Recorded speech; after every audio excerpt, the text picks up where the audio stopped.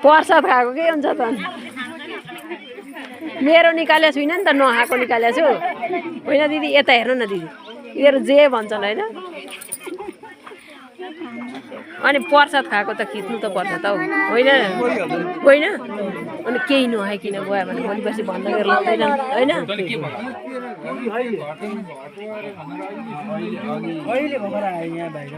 घटो कहिले थाहा भएन देखाएर पर्यो